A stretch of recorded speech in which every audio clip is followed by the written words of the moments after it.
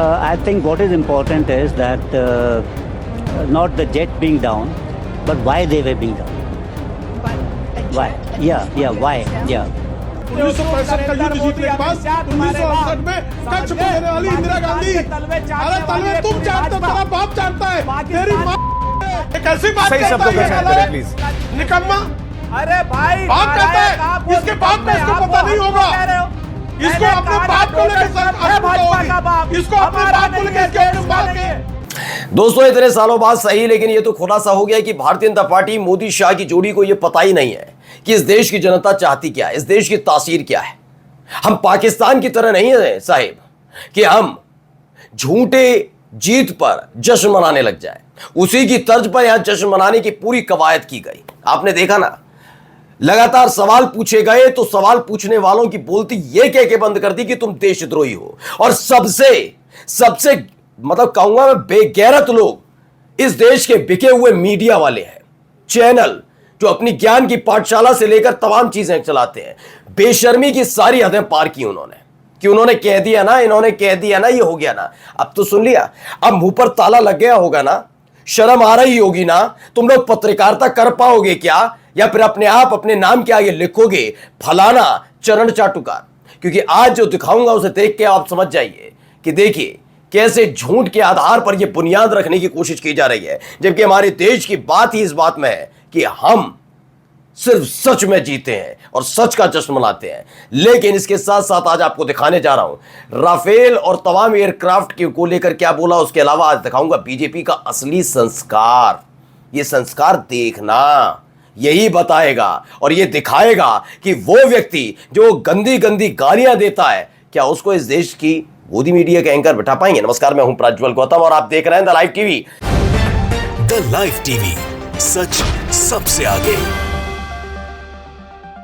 शुरुआत में एक बयान के साथ कर रहा हूं, सवाल पत्रकार का, उसके जवाब के एवज में क्या कहते हैं जरा सुनिए Anil Chauhan. Pakistan downed an Indian jet, or in fact more than that. Can you confirm? I think what is important is that not the jet being down, but why they were being down. But a jet, Why? at least one Why? jet is down? Yeah, why they were. So the good part is that we are able to understand the tactical mistake which we made, remedy it, rectify it, and then implement it again after 2 days. देखिए, आप चाहे कितनी राजनीति करते रहिए, आपको तो सिर्फ आपकी साख से दिक्कत है। आपको फर्क नहीं है कि क्या हुआ नुकसान, कैसे हुआ नुकसान, ये पता अब देश समझ गया है, इसीलिए आप लताड़े जा रहे हैं। आपको फर्क था ही नहीं कभी, जबकि आपको इन सेना प्रमुख सीडीएस, इनको फर्क नहीं होता, इनको सच्चाई बतानी होती, देखना होता। देखिए क्या है, CDS general Anil Chauhan Singapore गए।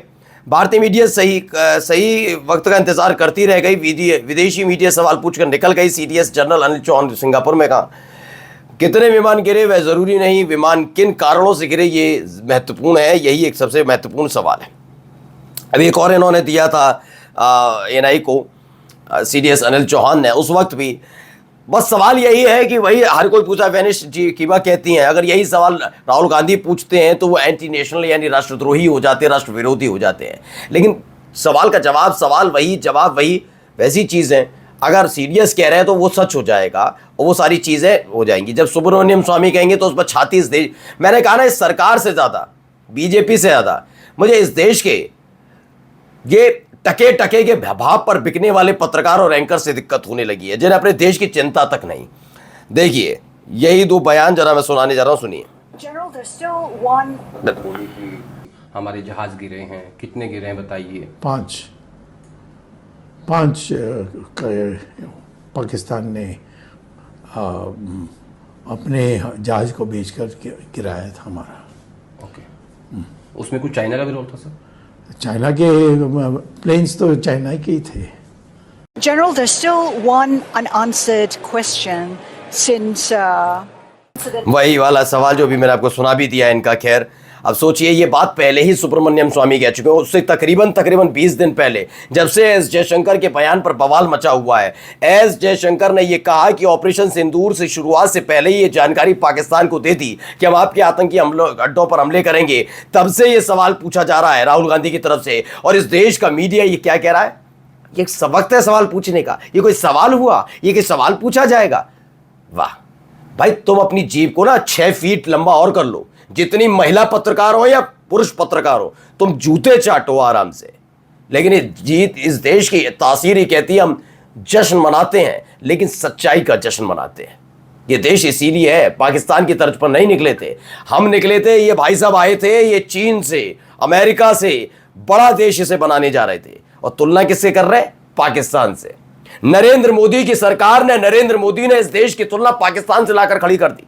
वो झूठा पाकिस्तान जो अपनी इस बर्बादी पर भी जश्न मनाकर दुनिया की आंखों में धूल झोंक रहा है, वही काम ये करने पर उतर आए।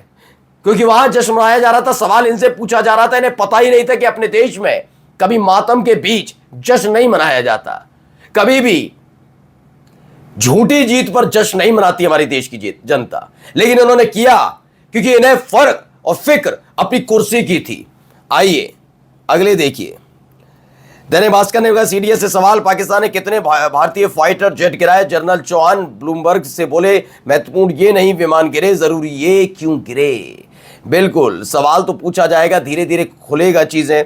अब प्रियंका गांधी आया का लिखा हुआ है, फैन है कोई। सिंगापुर में भारत के सीडीएस जनरल अनिल चौहान सवाल पूछा गया पाकिस्तान से लड़ाई में, वही सारे चीजें ट्वीट की गई हैं और बिल्कुल सवाल पूछा ही जाएगा। इकोनॉमिक्स टाइम्स ने भी लिखा CDS General Chauhan acknowledge loss of aircraft in clashes with Pakistan. जिन सवालों को छिपाने और दबाने की कोशिश की जा रही थी, उन्हीं चीजों को लेकर अब खुलकर ये बातें होने लगी है। बिजनेस स्टैंडर्ड ने लिखी है 50% of army time loss to fake news during operation Sindoor. ये अलग लेकर चले गए कि 15% तो army time lost to fake news during operation Sindoor. उन्होंने बताया ऑपरेशन सिंदूर के समय कितनी फेक न्यूज चलाई गई उसको लेकर। तो कम से कम इसको एक मैं लताड़ा वताड़ने के तो लात पड़ी है मुंह पे तुम लोगों के। तुम फेक न्यूज दिखा रहे थे ना, देख लो। सीडीएस भी कहते हैं तुम झूठे मक्कार हो। अब आज के बाद कह मत देना कि हम तो राष्ट्रवाद और ये बात। अब आइए इस आदमी की कथा कहानियों को सुनिए, कितना गंदा और घिनौना आदमी है, जरा पहले सुन लीजिए इसको। पाकिस्तान की भाषा बोलते हैं राहुल गांधी, जो सर्जिकल स्ट्राइक को खून की दलाली कहकर पाकिस्तान के तलवे चाटते हैं और उसका यूनाइटेड नेशंस में दुरुपयोग किया जाता है। और 8,000 एकड़ भूमि जो है 1965 का युद्ध जीतने के बाद 1968 में कच्छ को देने वाली इंदिरा गांधी, अरे तलवे तुम चाटते हो, तेरा बाप चाटता है, तेरी मां। देखो ये आदमी प्रेम शुक्ला कितना घिनौना आदमी है। आज इसकी कर्म कुंडली भी खोलते हैं, उसके बाद ये माना नहीं, उसके बाद भी ये माना नहीं। देखिए फिर भी ये आज तक ने कोशिश की है क्या, देखिए अब सुनिए क्या बदतमीज। दूसरी भी सुना देता हूं फिर। आज भी आपका इत्यादि इस तरह के शब्दों के सुरेंद्र जी, आप भी बहुत सीनियर है, आप बहुत सीनियर है, प्लीज इस तरह के शब्दों का प्रयोग न करें कि कौन किसका बाप, ये शोभा नहीं देता। आप लोग बहुत सीनियर लोग हैं। चीन को अपना बाप बनता है। प्रेम जी और सुरेंद्र जी कैसी बात सही शब्दों का चयन करें प्लीज। निकम्मा अरे भाई बाप कहता है, इसके बाप को इसको पता नहीं होगा। इसको अपने बाप को लेकर इसको अपने बाप को लेकर इसके अपने बाप के चरित्र पर आशंका है। हम इस तरह की भाषा का समर्थन नहीं करते। ये इसका चरित्र है प्रेम शुक्ला का। ये है लुच्चा, ये है लफंगा, ये है मवाली। और नरेंद्र मोदी और गृह मंत्री अमित शाह, ये है तुम्हारा असली चाल चरित्र चेहरा। क्योंकि ये गुंडा मवाली तुम्हारी पार्टी का आज भी नेशनल स्पोक्स पर्सन बना हुआ है। ये नीचता की हद से ज्यादा गिर जाता है। ये क्या अपनी मां बहन के बारे में भी ऐसे ही सोचता होगा? क्या ये कभी कभी मीटिंग बुलाते होंगे तो क्या तमाम नेताओं से ऐसे ही मिलकर बात करते हैं आप लोग कि तेरी मां ऐसी, उसकी बहन वैसी? मुझे इस बात का जवाब इसलिए दीजिए क्योंकि ये घिनौना आदमी फिर भी ऐसी हरकत करता है। ये सिखाई हुई पाठशाला क्या आप लोगों की है? क्या बीजेपी के नेताओं को बंद कमरे में यही चाल चरित्र और चेहरा सिखाया जाता है? नरेंद्र मोदी यही सिखाते हो अमित शाह? बताओ क्या अपनी पार्टी की महिला मेंबर से भी बंद कमरे में ऐसी ही गंदी तरीके से घिनौनी बात करते हो तुम लोग? अगर नहीं तो इसे जूते चप्पल मारकर बाहर क्यों नहीं निकालते? इस आदमी की हैसियत कैसे हो जाती है नेशनल चैनल पर बैठकर किसी की मां के बारे में गंदा बोलना? हां, अगर नरेंद्र मोदी की मां के बारे में पूछ लिया जाए कुछ तो अपमान हो जाता है, दुनिया का अपमान, देश का अपमान। लेकिन किसी की मां बहन के बारे में, और ये पहली दफा नहीं है इस लफंगे का, ये लुच्चा है, ये बीजेपी का सबसे बड़ा लुच्चा आदमी है प्रेम शुक्ला। और सबसे शर्म की बात तमाम न्यूज चैनल की मैं आज चुनौती देता हूं, देखना ये कल फिर नजर आएगा। और धिक्कारता हूं तुम सारी महिला एंकरों को। अगर ये आज के बाद तुम्हारे चैनल में तुम्हारी डिबेट पर नजर आया तो यकीन मानकर चलिए तुम पत्रकारिता के नाम पर कलंक हो। सारी महिला एंकर्स जो किसी महिला का सम्मान ना कर पाए, मां को गाली दे, सिर्फ चरण चाटने के लिए अगर तुमने पत्रकारिता की है तो लिखिए अपने अपने माथे पर। गंदा और घिनौना आदमी है। इसे लेकर अब लोग कह रहे हैं, सुनिए, मनीष तिवारी लिखते हैं राष्ट्रीय टीवी पर भाजपा प्रवक्ता प्रेम शुक्ला द्वारा सुरेंद्र राजपूत जी की मां के लिए गाली देना न सिर्फ शर्मनाक है बल्कि पूरे देश की माताओं का अपमान है। ऐसे अपद और विकृत मानसिकता वाले व्यक्ति को गोदी मीडिया बार बार अपने डिबेट शो पर क्यों बुलाती है? सवाल का जवाब दीजिए ना, देना पड़ेगा। कि इन्हें मालूम है ये पहली बार नहीं कर रहा गंदगी उगल रहा हो, सब मुंह में खाते हैं, ये मुंह से पता नहीं क्या करता है। ये आदमी पहली दफा नहीं कर रहा है, ये पहले भी ऐसी गंदगी उगल चुका है। इसकी मानसिकता ये है। और बीजेपी जो मोदी शाह वाली मानसिकता वाली बीजेपी है ना, उसमें ऐसे लोग फिट बैठते हैं जिनका कोई तर्क ना हो, वो मां बहन की गालियां दे। ये दो कौड़ी के जो ट्विटर हैंडल पर बिठा रखे हैं ना दिहाड़ी मजदूर, उससे भी गिरा हुआ आदमी है ये, और इसको अपना प्रवक्ता बना रखा है। शर्म आती है तुम्हारी बीजेपी पर। आइए अशोक कुमार पांडे टीवी डिबेट का वह कट देगा जिसमें बीजेपी का प्रवक्ता शुक्ला नीचता की हद पार कर रहा है। काश इस देश का सुप्रीम कोर्ट संज्ञान लेकर रोज शाम को होने वाली इस कुकुर झोंझों पर रोक लगा देता, लेकिन नहीं। पहले तो इस आदमी को गिरफ्तारी होनी बहुत जरूरी है, लेकिन नहीं हो पाएगी ना। इन्हीं की बदौलत, ऐसे ही लोगों की बदौलत। तो भैया आपने देखा ही है, सबके मन में होता ना, वो बना है तो हम भी बनेंगे, वो भी तो बना, वो मियां बैठ जा गाली गलौज कर कर आके, मोदी देश का बाप कर करके तो बन गया एक सांसद, तो इनको भी बनना है। इमरान प्रतापगढ़ी लिखते हैं कि बीजेपी के प्रवक्ता ने खुलेआम टीवी चैनल पर सुरेंद्र राजपूत को मां की गाली दी। क्या इससे वाहियात कुछ हो सकता है? जिस व्यक्ति का नाम प्रेम हो उसमें कितना जहर भरा है। अफसोस है कि यत्र नारस्तु पूजनते रमनते तत्र देवता वाले देश में भाजपा जैसी पार्टी ने प्रेम शुक्ला को अपना प्रवक्ता रखा और वो प्रवक्ता पूरी पार्टी की तरफ से अपने विपक्षियों को खुलेआम टीवी पर गाली दिया है। ये इनका संस्कार है भाई, ये इनका संस्कार है। बंद कमरे में इनके यही होता होगा, वरना प्रेम शुक्ले जैसे घिनौने आदमी के खिलाफ आज तक कार्रवाई ना होना यह अपने आप में बताता है। क्या कार्रवाई होती है? विजय शाह के खिलाफ कार्रवाई होती है? हुई? कितनों के खिलाफ कार्रवाई करते? क्योंकि इनके टीआरपी यही है।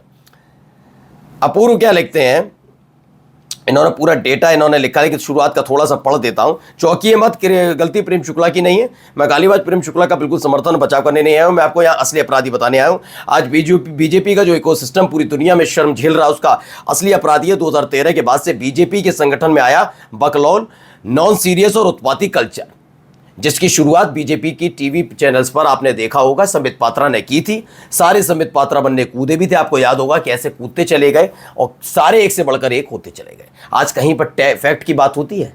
फैक्ट की बात नहीं। तेरा बाप ऐसा, तेरी माँ वैसी। और सबसे ज्यादा बीजेपी के नेता कितनी गंदी बोलते हैं। मैं कह रहा हूं जरूरत नहीं है कि बीजेपी में आईटी सेल चलाया ही जाए।